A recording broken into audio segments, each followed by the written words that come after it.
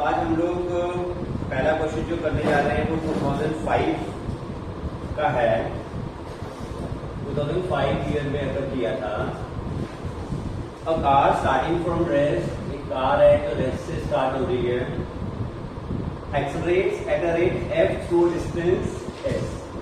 s distance से इसका acceleration f था। Then continues with the constant speed, a से लेकर के b के बाद कुछ देर कांस्टेंट स्पीड रहा, and then b accelerates at a rate f by 2 and comes to rest। और फिर f by 2 इसका d एक्सेलरेशन रहा और अल्टीमेटली d पॉइंट पे ये रेस्ट पे आ गया। और टोटल जो डिस्टेंस ट्रेवल किया है वो 50 s। तो कहता है कि find a relationship between s, f and t, और ये b से लेकर के c तक का टाइम t, ऐसा आपको गिवन। और आपको रिलेशनशिप चाहिए किसी के बीच में s, f और t के बीच। शुरू में एक्सेलरेशन है f, फिर कांस्टेंट स्पीड है और फिर उसके बाद रिटार्डेशन। हम ना इसके लिए ग्राफ प्लॉट करते हैं, वेलोसिटी टाइम ग्राफ।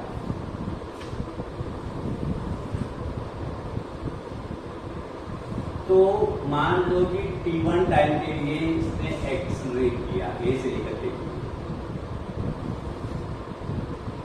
ये टाइम t1, और फिर वो कांस्टेंट स्पीड से चला t टाइम, तो ये टाइम t, और फिर वो रिटार्ड होकर के ultimately it came to rest. Rest का मतलब वेलोसिटी क्या होगी इसकी, c। हमें पता है कि वेलोसिटी टाइम ग्राफ में जो स्लोप ऑफ लाइन है वो एक्सेलरेशन दिखाता है। तो एक्सेलरेशन क्या है f। f क्या होगा, ऐसे bm मान, f will be bm। Perpendicular slope क्या होता है, perpendicular upon base, f bm upon theta. Slope क्या होता है tan थीटा। tan थीटा क्या होगा, परपेंडिकुलर अपॉन बेस। परपेंडिकुलर क्या है bm और बेस क्या है t1, परपेंडिकुलर अपॉन बेस। ये शुड बी एक्सेलरेशन। इससे pm कितना आ गया, f t1। तो ये आपको f t1। अच्छा, एक्सेलरेट करने में टाइम अगर t1 लगा है और रिटार्ड आधे से हो रहा है, आधे से रिटार्ड हो रहा है, तो उसका टाइम डबल हो जाएगा, 2t1। रुकने का, एक्सेलरेट करने में पर्टिकुलर स्पीड पकड़ी और डीएक्सेलरेट आधे एक्सेलरेशन से होता है, तो टाइम क्या हो जाएगा, डबल। बेसिकली क्या है, v minus u is equal to at होता है।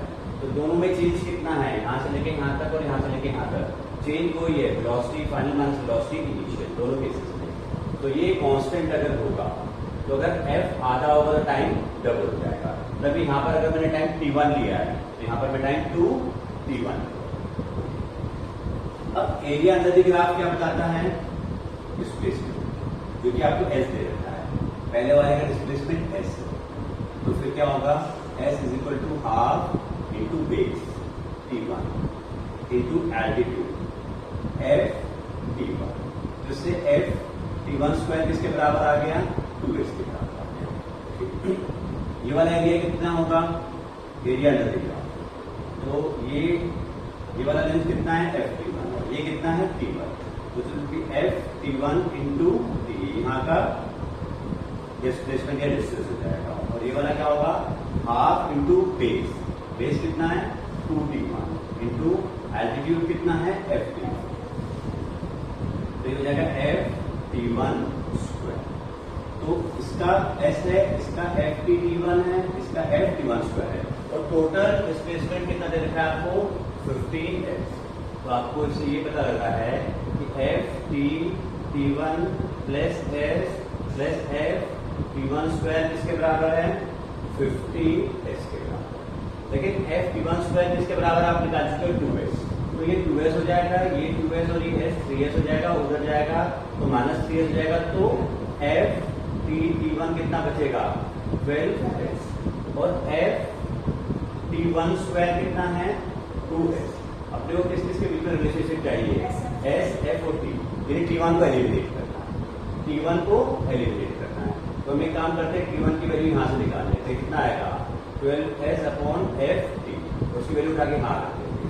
तो f T1 स्क्वायर का मतलब कितना हो जाएगा 144s² f² t² is equal to 2s। एक से s कैंसिल आउट हो गया, ये 72 से गया तो 72s, एक f से एक f भी गया, is equal to f t² is the required solution. तो ये देखो एक ही क्वेश्चन में उन्होंने कितने बढ़िया तरीके से कितनी सारी बातें तुम्हारे समझ की जान ली कि क्या तुम्हारे को पता है कि स्लोप से आप एक्सेलरेशन कोऑर्डिनेट कर सकते हो, एरिया अंडर द ग्राफ से आप डिस्प्लेसमेंट निकाल सकते हो, और अगर एक्सेलरेशन f है और रिटार्डेशन से आधा है तो टाइम डबल लगेगा। अब हम सेकेंड क्वेश्चन पे आते हैं, और सेकेंड क्वेश्चन जो है वो है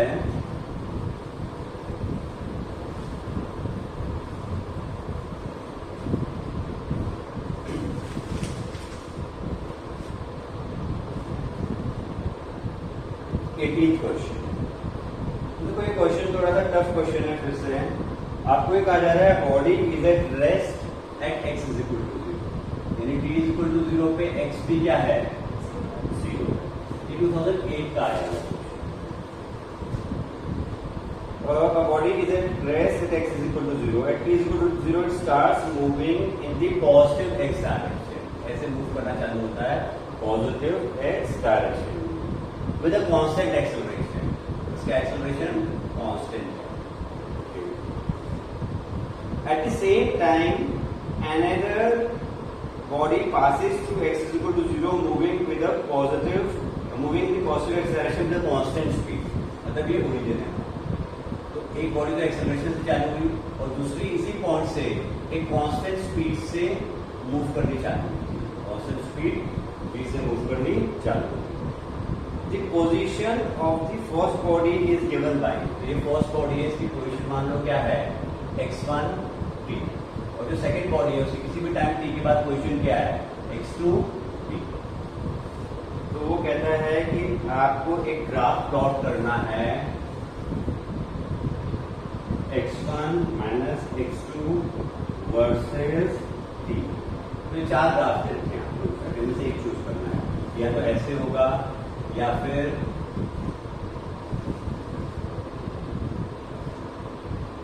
ऐसे होगा या फिर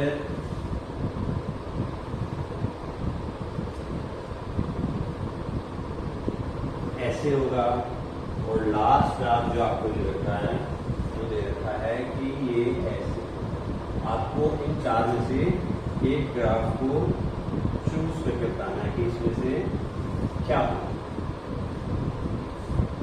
अब ये फिर से एक अच्छा क्वेश्चन है, तो देखो पहले हम इसे क्वालिटेटिवली समझते हैं कि क्या होगा। एक ऑब्जेक्ट कांस्टेंट स्पीड से चल रहा है और एक ने भी चलना चालू भी किया, तो शुरू में क्या होगा, शुरू में ये होगा कि मान लो ये सेकेंड ऑब्जेक्ट है कांस्टेंट स्पीड से चल रहा है और ये फर्स्ट है, तो भी रेस्ट से चालू हुआ है। तो शुरू में क्या होगा, ये इसकी स्पीड ज्यादा है, इसने भी चलना चालू नहीं किया, तो ये x2 क्या होगा ज्यादा होगा और x1 कम होगा। तो x1 माइनस x2 नेगेटिव आ रहा है, x1 माइनस x2 नेगेटिव आ रहा है।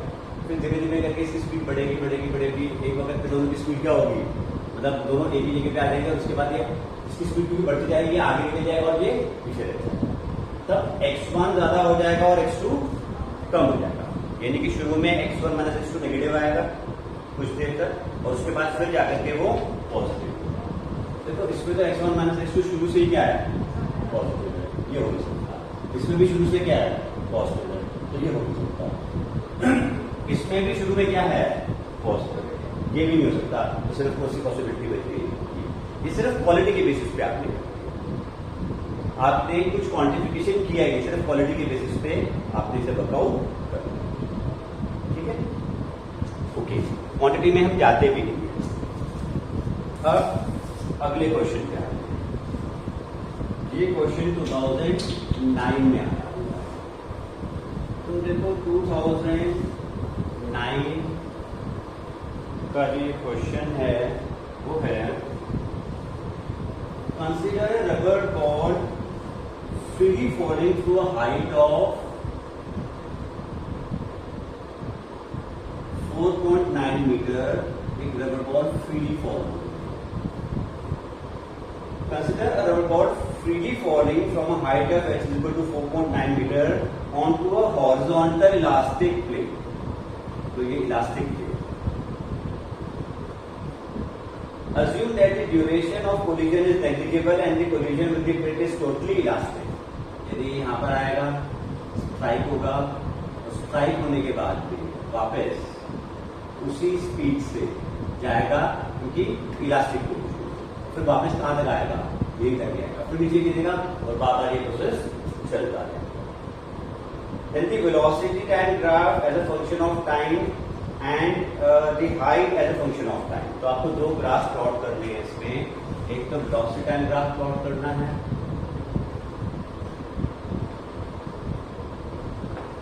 और एक height time ग्राफ.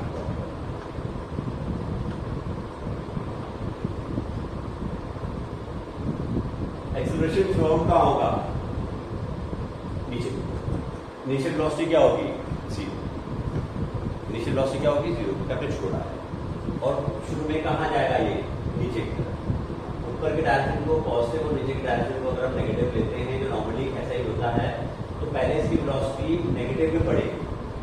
बढ़ते बढ़ते बढ़ते बढ़ते एक मैक्सिमम आएगी और फिर तुरंत ही क्या हो जाएगी? उतनी नीचे. जैसे मान लो 10 मीटर पर सेकेंड तक थी नेगेटिव, तो तुरंत ही फिर 10 मीटर पर सेकेंड पॉजिटिव हो जाएगी और फिर कम होनी चालू होगी और धीरे धीरे करते करते क्या आ जाएगी? जीरो. तो ये प्रोसेस बार बार चलता रहेगा. और ये केस किसका होगा? It will B A case of constant acceleration. और वीटी ग्राफ में कांस्टेंट एक्सेलरेशन में हमारा स्ट्रेट लाइन. तो देखो हमारा वेलोसिटी पहले जीरो है और फिर नेगेटिव में बढ़ रहा है. ऐसे स्ट्रेट लाइन पहले जीरो है, फिर टाइम बढ़ने के साथ नेगेटिव में उसकी वैल्यू क्या हो रही है? बढ़ रही है. फिर ये मान लो यहाँ पर ये कोलाइड कर रहा है. कोलाइड करने के साथ ही जितनी नेगेटिव वैल्यू है उतनी क्या हो जाएगी? पॉजिटिव. और फिर इसकी स्पीड ऊपर जाते जाते क्या होनी चाहिए? हो जाएगी कम कम कम होगी. तो मैग्नीट्यूड में कम होती चली जाएगी. फिर एक वक्त पे ये यहाँ पर पहुंचा. ये वो पॉइंट है जहाँ पर ये वापस यहाँ पर पहुंचा. फिर इसकी क्या वैल्यू हो जाएगी? नेगेटिव. तो ये फिर से इस तरीके से रिपीट होगा. फिर से एकदम से ऐसे ऊपर आएगा. तो this will go on like this. तो ये आपको ग्राफ मिल रहा है वेलोसिटी.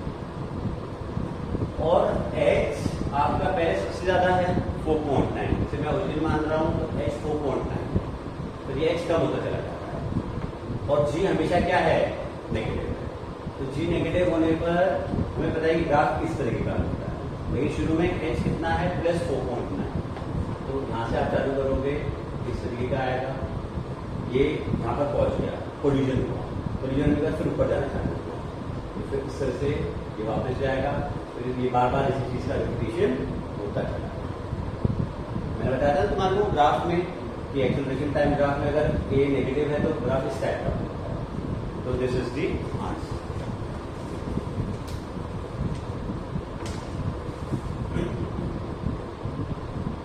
अब 2009 का ही हम सेकेंड क्वेश्चन को डिस्कस कर रहे हैं.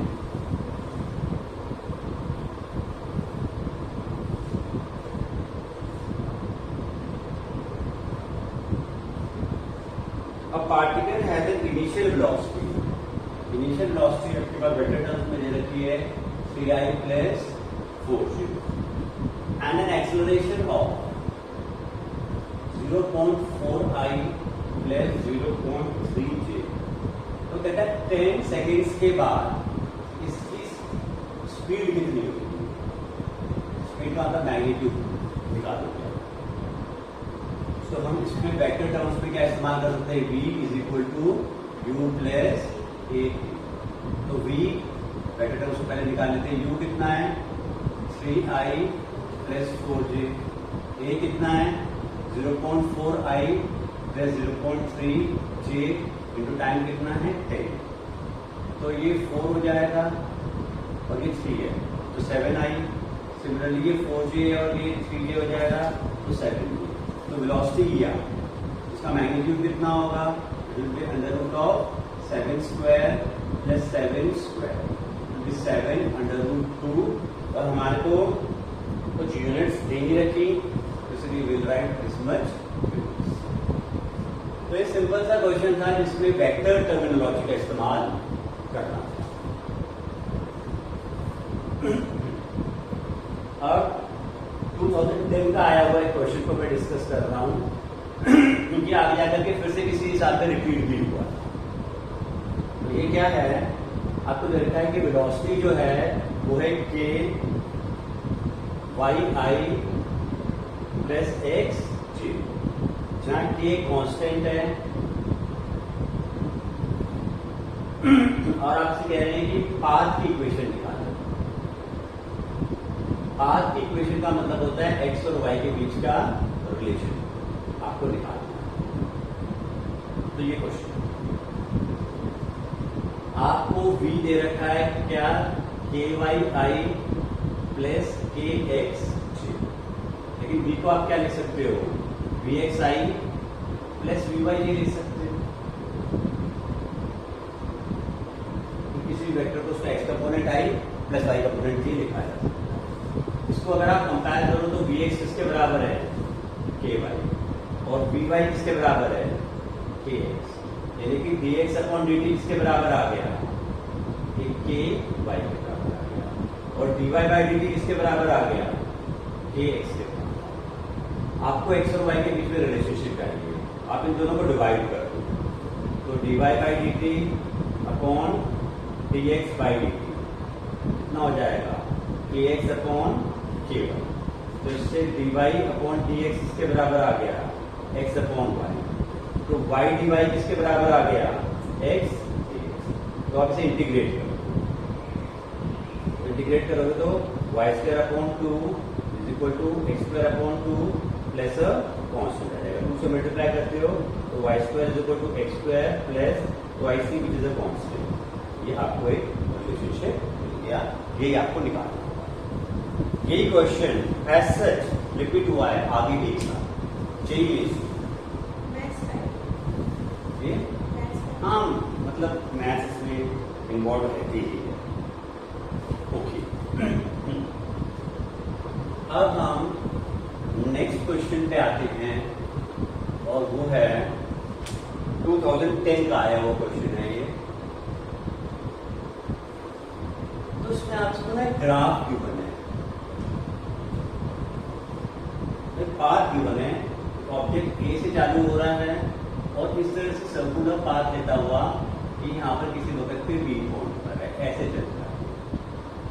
किसी वक्त पर ये पॉइंट पी पे है जिसके कोऑर्डिनेट्स एक्स और वाई हैं और ये ओरिजिन है, तो जाहिर सी बात है कि ये एक्स हो जाएगा और ये वाई हो जाएगा। A point P moves in counterclockwise direction on a circular path as shown in the figure.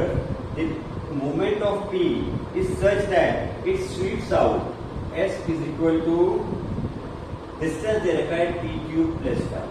ये S क्या है यहाँ पर, distance, इतना distance और time का ये relationship है। The movement of P is such that it sweeps out a length of S is equal to t cube plus 5 where S is in meter and t is in second. The radius of the circular path, the radius of the circular path is 20 meters. The acceleration of P when t is equal to 2. तो आपको challenge ये है कि 2 second पे आपको acceleration बनाना है कि कितना एस डिस्टेंस, कितना लेंथ जो पार्टिकल चल रहा है उसका, टाइम बढ़ने के साथ साथ एस क्या होगा, बढ़ता है। अब एक्सेलरेशन निकालना है आपको, तो एक तो सेंट्रीपिटल एक्सेलरेशन तो होगा ही क्योंकि सर्कुलर पाथ है, और सेंट्रीपिटल एक्सेलरेशन किससे बराबर होता है, v स्क्वायर अपॉन r। यानी आपको v निकालना पड़ेगा, r तो आपको 20 गिवन है, तो चलो मैंने इसी पे कंसंट्रेट करते हैं। v कैसे निकलेगा, s as a function of time दे रखा है, अगर आप इसके with respect to time differentiate करो तो क्या मिलेगा, ds upon dt is equal to 3t square, और ये वेलोसिटी होता है, तो वेलोसिटी कितना आया, 3t स्क्वायर। ये time t is equal to 2 second पे पूछ रहा है कि बताओ कि एक्सेलरेशन क्या होगा। तो time t is equal to 2 पे क्या होगा, velocity at time t is equal to 2 will be the 4 and 4 is 12 metre per second. तो ये कितना आ जाएगा 12 इंटू 12 अपॉन आर कितना है 20। तो ये आ जाएगा 144/72 मीटर पर सेकेंड स्क्वायर। तो आ गया क्या सेंट्रीपिटल एक्सेलरेशन। लेकिन हमारे को चेक करना पड़ेगा कि क्या टेंजेंशियल एक्सेलरेशन भी है कैसे। तो टेंजेंशियल एक्सेलरेशन के लिए हमें आपको इसको वापस एक बार डिफरेंशिएट करना पड़ेगा with respect to time. dv/dt आपको टेंजेंशियल एक्सेलरेशन देता है, ये 60 आ जाएगा। टाइम 2 पे क्या हो जाएगा, tangential acceleration at time is equal to 2 second कितना आ जाएगा 6 × 2 is equal to 12 metre per second square. यानी कि टेंजेंशियल एक्सेलरेशन भी है 12 metre per second square. Total acceleration क्या होगा √of AC square plus AT square, √of 7.2 का होल स्क्वायर प्लस 12 का होल स्क्वायर। तो नॉन यूनिफॉर्म सर्कुलर मोशन को उन्होंने एक इक्वेशन के थ्रू आपको प्रेजेंट किया, जिसमें कि आपको खुद से गेस वर्क करके निकालना था कि इसमें सर्कुलर तो सेंट्रीपिटल एक्सेलरेशन तो है ही है, क्या टेंजेंशियल एक्सेलरेशन है कि नहीं। तो टेंजेंशियल एक्सेलरेशन किसके बराबर होता है dv/dt के बराबर। तो आपने चेक किया कि हाँ ये भी है, फिर से बताओ। तो this was the case of non uniform circular motion. अब हम अगले क्वेश्चन पे आते हैं। ये क्वेश्चन भी 2010 का ही है। 2010 में ज्यादा क्वेश्चंस पूछे गए काइनेमैटिक्स से। तो देखो 2010 का ये वाला क्वेश्चन क्या कहता है आपको, for a particle in uniform circular motion, it is a case of uniform circular. For a particle in uniform circular motion, acceleration at a point t r, theta on the circle of radius r, where theta is measured from x-axis, ये acceleration आपको बताना है कि कितना। तो देखो अपना circular motion हो गया, इसमें पार्टिकल यहाँ पर है p, क्योंकि यूनिफॉर्म सर्कुलर मोशन है इसलिए सिर्फ सेंट्रीपिटल एक्सेलरेशन होगा, टेंजेंशियल एक्सेलरेशन नहीं होगा।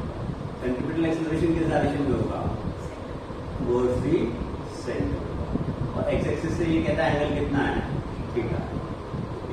तो अगर ये थीटा है तो ये भी क्या होगा थीटा होगा।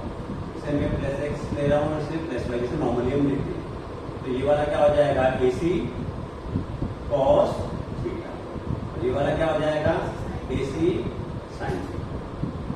तो यानी कि AC को मैं क्या लिख सकता हूँ, वेक्टर टर्म्स पूछ रहा है मुझसे, तो दिस प्लस दिस, तो ये माइनस I डायरेक्शन में होगा, तो हो जाएगा AC cos theta minus I, और ये वाला माइनस Y डायरेक्शन में हो जाएगा, तो ये हो जाएगा AC sin theta minus J।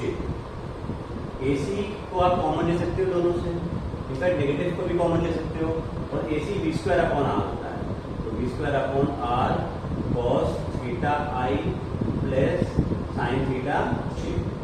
तो दिस इज द आंसर। तो सर्कुलर मोशन में वेक्टर्स के हिसाब से सोचना,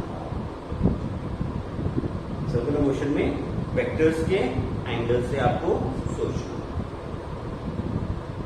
तो ये अगर बात मान लो एक्सपोजर मिल गया ना, तो इससे रिलेटेड अगर कोई भी क्वेश्चन आएगा तो ये तुम्हारे सिस्टम में फीड हो गया, तो ऑटोमेटिकली तुम उस एंगल से सोच पाओगे।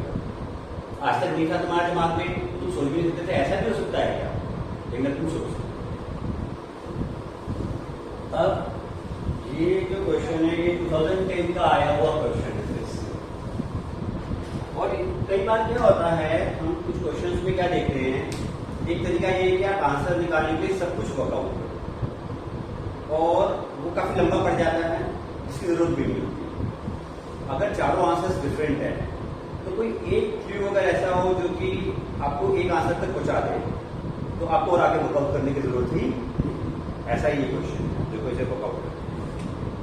आपको एक डायग्राम दे रखा है, ये y है, ये x है, ये बात है, वी नॉट स्पीड से थीटा एंगल से आपने एक ऑब्जेक्ट को फेंका। अब particle of mass m is projected at an angle theta with the x-axis with an initial velocity v naught in the xy plane as shown in the figure at time t का कोई भी time जो less than v naught sin theta upon g। तो आपको पता है कि जो टाइम पीरियड होता है 2u sin theta upon g, और आधा टाइम टॉप टू स्पॉन तक आने का लगता है और बाकी आधा टाइम वापस जाने का लगता है। ऊपर उठने का आधा टाइम, नीचे आने का। तो ये आधे की बात कर रहा है, आधे से कम टाइम की। आधा ऑब्जेक्ट कहीं यहाँ। तो अब वो आगे क्या कहता है कि angular momentum of the particle क्या होगा। एंगुलर मोमेंटम ऑफ पार्टिकल आपको निकालना। Angular momentum of particle L vector से डिनोट होता है, और ये किसके बराबर होता है, आर क्रॉस पी, जहां आर वेक्टर ओरिजिन से उस पॉइंट को मिलाने वाला वेक्टर होगा, तो दिस विल बी आर। और ये जो लीनियर मोमेंटम है ये वेलोसिटी के डायरेक्शन में होगा, वेलोसिटी का डायरेक्शन पाथ के टेंजेंशियल होता है, तो ये ई। और ये आपको जो आंसर्स दे रहा है उन आंसर्स में मैं वैल्यू नहीं लिख रहा, सिर्फ डायरेक्शन के ऊपर फोकस करते हैं।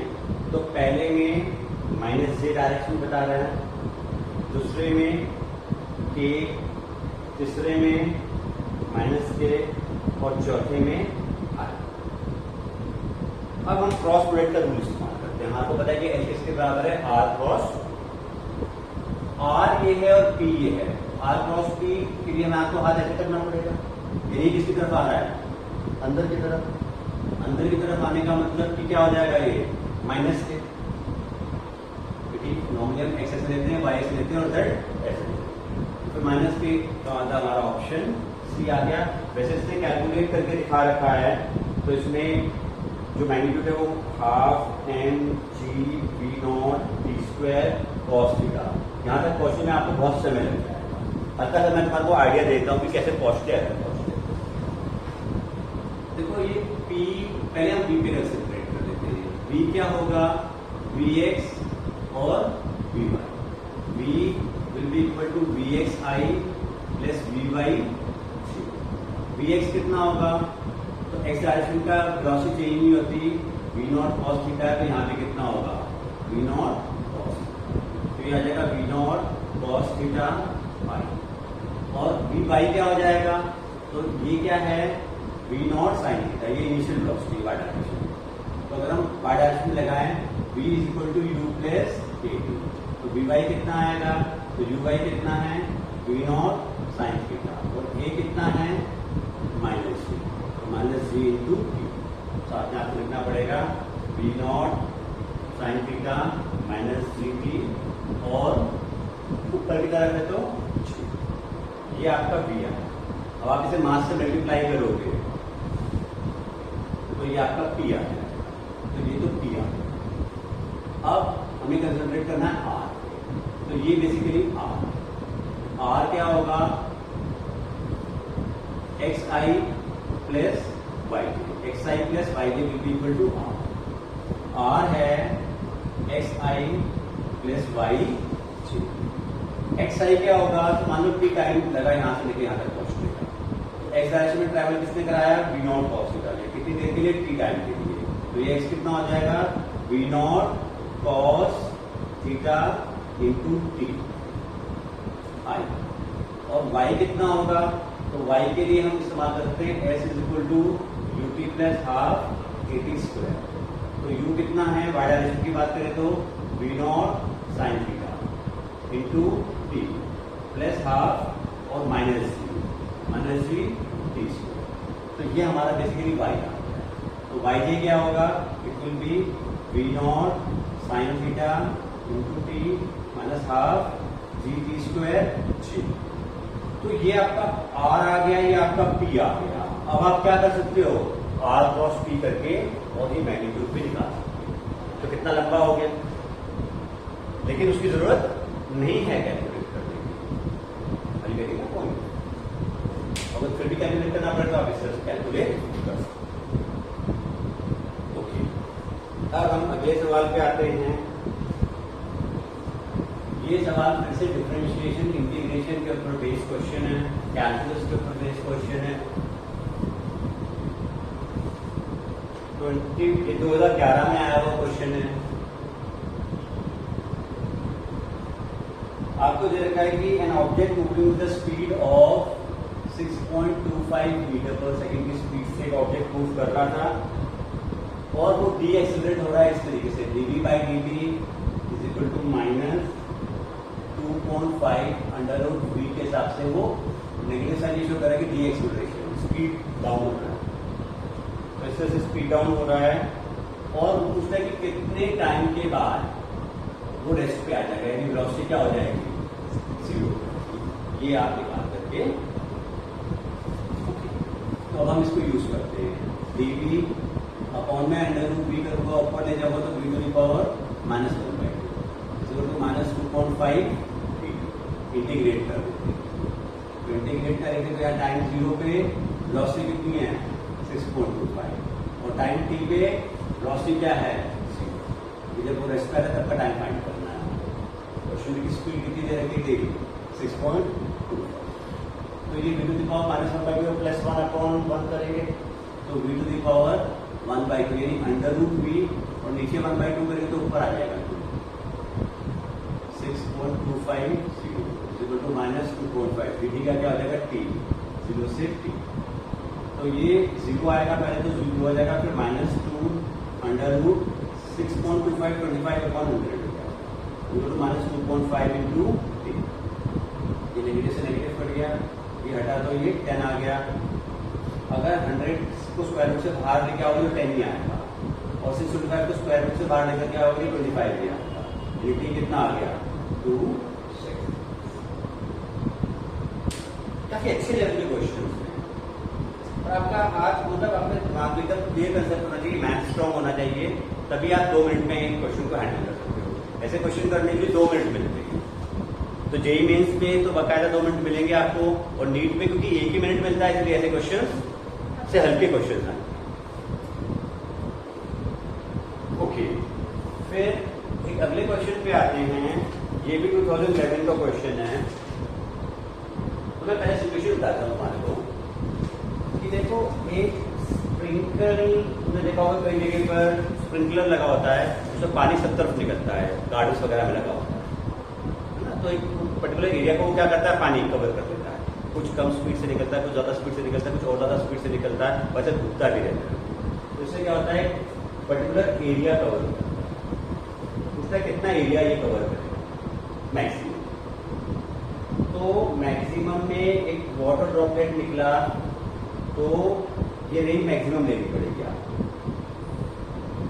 मैक्सिमम रेंज इसका रेडियस हो जाए और उससे पाई आर स्क्वायर निकालो तो पूरा एरिया क्योंकि पाई आर मैक्स का स्क्वायर और आर मैक्स कितना होता है, तो आर तो होता है u square sine 2 theta upon g, लेकिन मैक्स के लिए क्या होता है ये 1 हो जाता है तो यू स्क्वायर अपॉन जी। यहाँ पर वो v बोल रहा था तो u को किससे रिप्लेस कर दो v से, तो पाई v स्क्वायर अपॉन g और r स्क्वायर का होल स्क्वायर।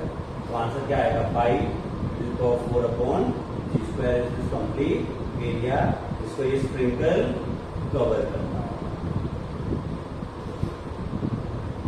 क्या बहुत मुश्किल क्वेश्चन था?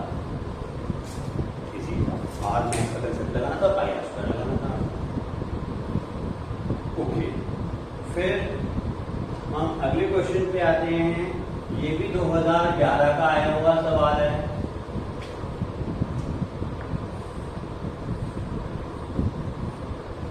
A boy can throw a stone up to a maximum height of 10 metre. एक बच्चा एक स्टोन को पूरा जोर मार करके कितने हाइट तक पहुंचा सकता है, 10 मीटर की हाइट तक पहुंचा सकता है। ठीक है, यहाँ पर वेलोसिटी क्या हो जाएगी। तो अगर हम इसे वर्कआउट करें तो v square minus u square equal to 2a। तो 0 square minus u square equal to 2, इसे जी लेते हैं माइनस सी इंटू 10। तो तो यानी यू स्क्वायर किसके बराबर आ गया 20g। ये पहली चीज हमें पता लगती है। फिर वो कहता है the maximum horizontal distance that the ball can be thrown with the same stone. उसी स्टोन से मैक्सिमम कितनी दूर पे ही फेंक सकता है। तो यानी कि ये मैक्सिमम रेंज की बात करता है। अभी हमने देखा कितनी होती है u square upon g. U square कितना है 20g, तो 20g अपॉन जी तो कितना आ गया 20।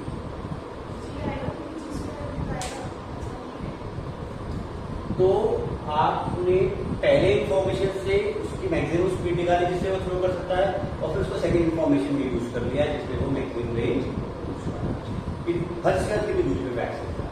और ऐसा तब होता है जब वो 45 डिग्री के एंगल पर। ये 2012 का क्वेश्चन। अब एक और क्वेश्चन मैं डिस्कस कर रहा हूं जो 2012 का ही आया हुआ है। तो देखो आपसे कह रहे हैं कि इसमें 2012 का 13 का है clear clear. Two cars of mass m1 and m2 are moving in circles r1 and r2.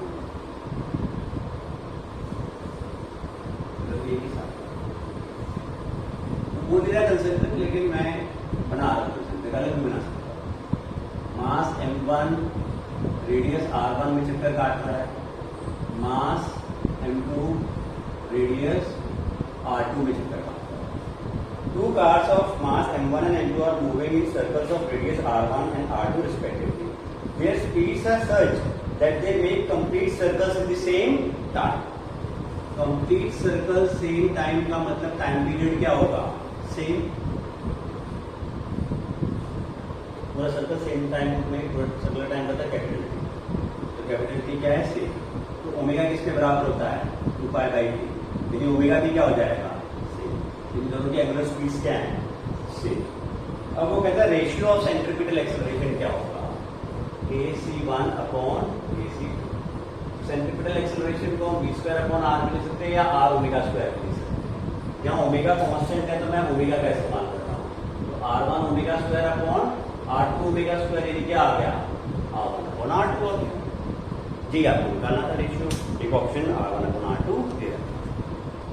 ठीक है ना भाई, इसमें मास का कुछ भी लेना देना नहीं। अब 2013 के एक और क्वेश्चन पे आते हैं हम लोग।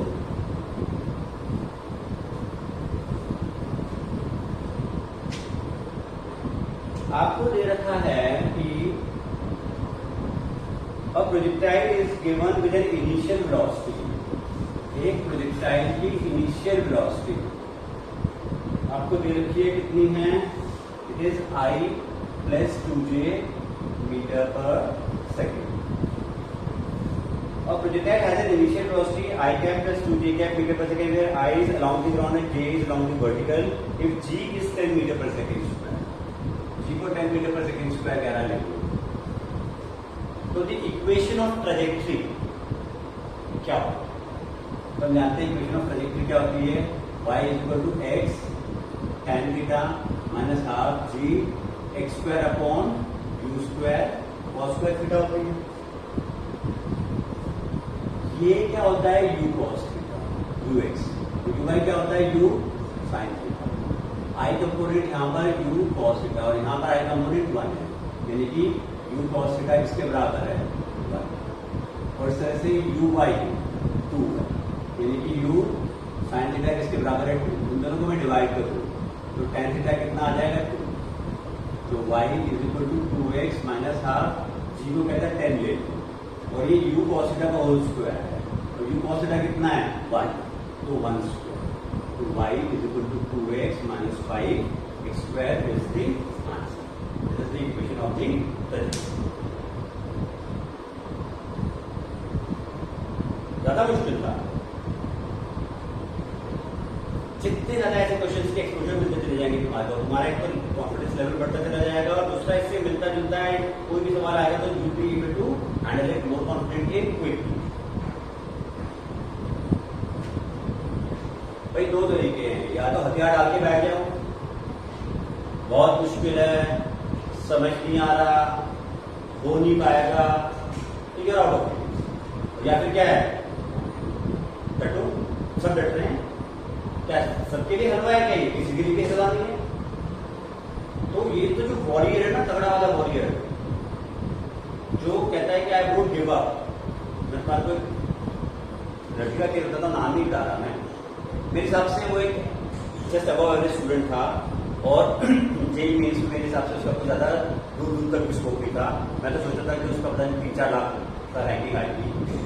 वो बंदे ने इतने डट करके मेहनत की, इतने डट करके मेहनत की कि अभी उसके जो जेई मेंस का हुआ है 96 पॉइंट समथिंग परसेंटाइल आ गए, 96 से 97 परसेंटाइल आ गए। हालांकि उतने अच्छे नहीं है, फिर भी वहां तक पहुंचना भी बड़ी बात है। क्यों कि उसने गिव अप नहीं किया, डट के मेहनत की, तब दिन रात किया, और अभी उसको और समय मिल गया है, फिर से जेई मेंस है तो जॉब यूज कर सकता है।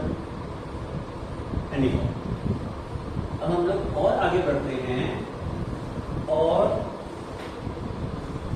इसमें 2014 का मैं क्वेश्चन डिस्कस कर रहा हूं जेई मेंस का। From a tower of height h a particle is thrown vertically upwards. एक टॉवर है हाइट एज का, जिससे कि हम एक पार्टिकल को ऐसे अपवर्ड थ्रो करते हैं। From tower of height h a particle is thrown vertically upwards with the speed u. Time taken by the particle to hit the ground, यहां से लेकर के यहां तक आने में जो टाइम लगता है ground to hit the ground is n times that taken by it to reach the highest point. तो ये हाईएस्ट पॉइंट है। अगर वो कहता है यहां से t टाइम लिया, तो इस पूरे के लिए कितना टाइम ले रहा है, वो n टाइम्स ले रहा है, यानी n की टाइम ये पूरे का है, यहां से लेके यहां तक का टाइम t। तो वो कहता है कि फिर G, H, N और U के बीच में आप रिलेशनशिप निकाल के बताओ। U, H, G तो एक्सेलरेशन टू ग्रेविटी होता ही है, और N, T तो मैंने अपनी तरफ से लगाया, तो T को तो एलिमिनेट करना। इसके बीच में वो कहता है कि फाइंड द रिलेशनशिप। तो पहले हम एक्टिविटी A to B की बात करते हैं। ऊपर वाले डायरेक्शन को पॉजिटिव मान लेते हैं और नीचे वाले को negative. Activity A to B। Initial velocity क्या है, फाइनल वेलोसिटी क्या है, हाईएस्ट पॉइंट है तो 0 हो जाएगा, फाइनल वेलोसिटी इज 0। ए कितना हो जाएगा, -c, नीचे की तरफ है, ए कितना हो जाएगा, -c, और टाइम कितना हो जाएगा, t।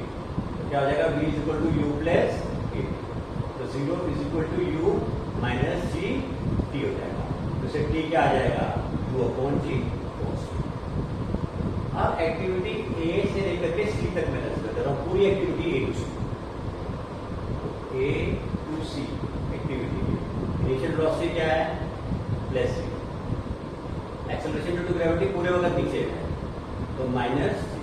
टाइम कितना लग रहा है, n/t, जैसे u dash a dash c dash.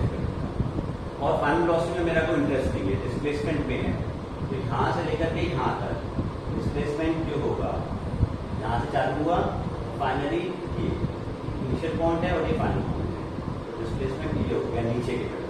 तो कितना हो जाएगा डिस्प्लेसमेंट, h, तो माइनस h, क्योंकि नीचे की तरफ डिस्प्लेसमेंट इज -h।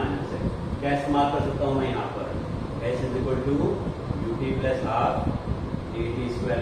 का एक और क्वेश्चन डिस्कस कर रहे हैं।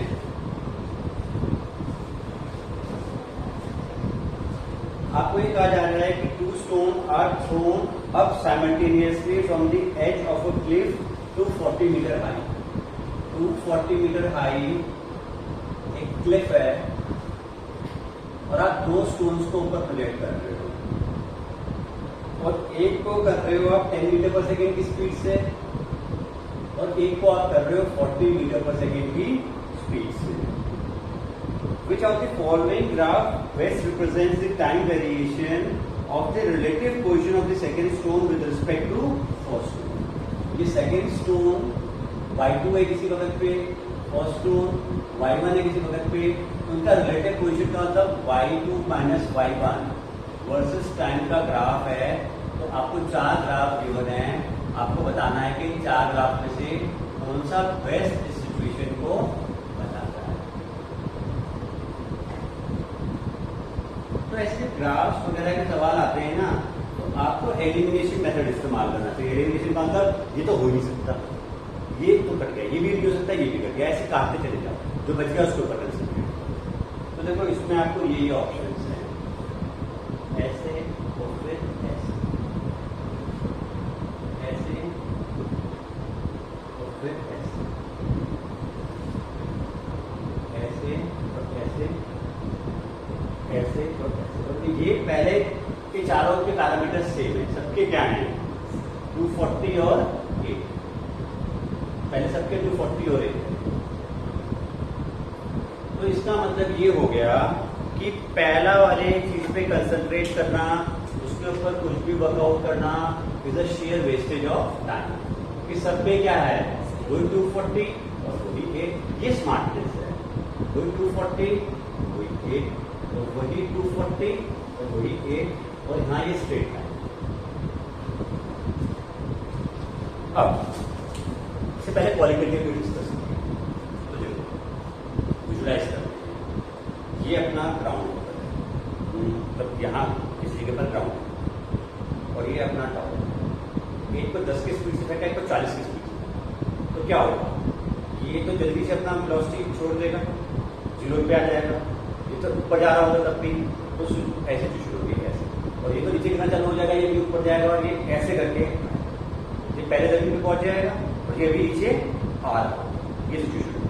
तो एक रुक जाएगा और एक अभी भी चल रहा होगा।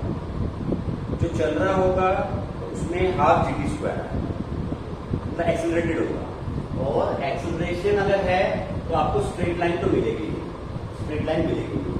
डिस्प्लेसमेंट वर्सेस टाइम ग्राफ में एक्सीलरेशन में आपको स्ट्रेट लाइन नहीं मिलती, तो इसका मतलब कि ये हो नहीं सकता, बिकॉज ये स्ट्रेट लाइन हो नहीं सकती। और ये तो तबाक से ही 0 हो गया, तो ये भी हो नहीं सकता। अब बच गया कौन सा वाला, पाथ का कर्व है। पाथ के कर्व लाइन में बोला था कि एक्सीलरेशन नीचे की तरफ होगा, नीचे की तरफ एक्सीलरेशन में ग्राफ आपको नेगेटिव एक्सीलरेशन में ऐसा मिलता है, तो ऐसा वाला ग्राफ इससे मैच करता है इस वाले से। This is the correct. कुछ भी वर्कआउट करने की जरूरत नहीं, सिर्फ क्वालिटेटिवली आप इसको वर्कआउट कर सकते हैं। अब अपने 3-4 क्वेश्चन और रह गए हैं, उसको डिस्कस कर लेते हैं। ये वाला काफी आसान है, जो अगला क्वेश्चन मैं डिस्कस कर रहा हूँ। तो तुमने देखा कि ग्राफ से रिलेटेड काफी क्वेश्चन आते हैं। अब ये वाला जो है, ये है a body is thrown vertically upwards, body में से वर्टिकली अपवर्ड्स आपने शो कर दिया। Which one of the following graphs correctly represent the velocity time graph? Simple fact है, ये नीचे आएगा। इनमें से कौन सा ग्राफ velocity time ग्राफ को बिल्कुल ठीक बता रहा है? V T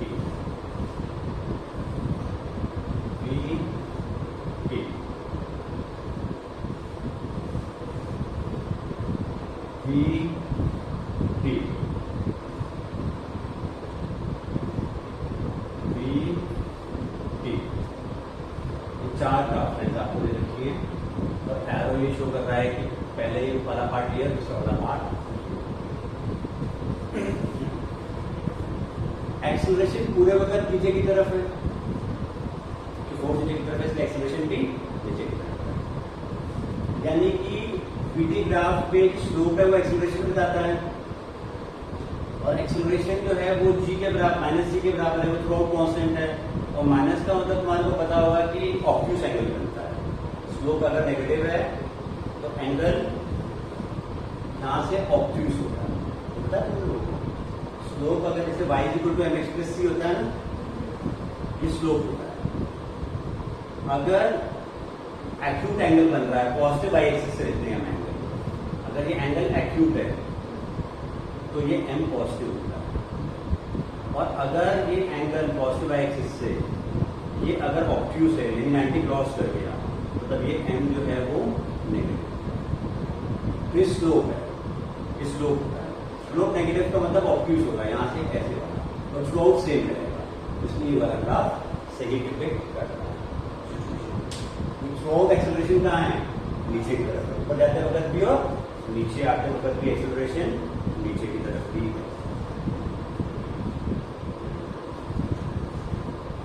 देखो इसमें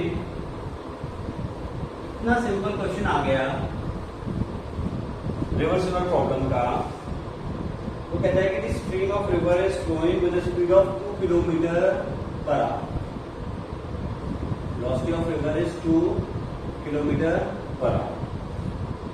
A swimmer can swim at 4 kilometre per second. यानी वेलोसिटी ऑफ स्विमर कितना है? 4 kilometre per hour, 4 kilometre per hour. What should be the direction of the swimmer with respect to the flow of river to cross the river straight?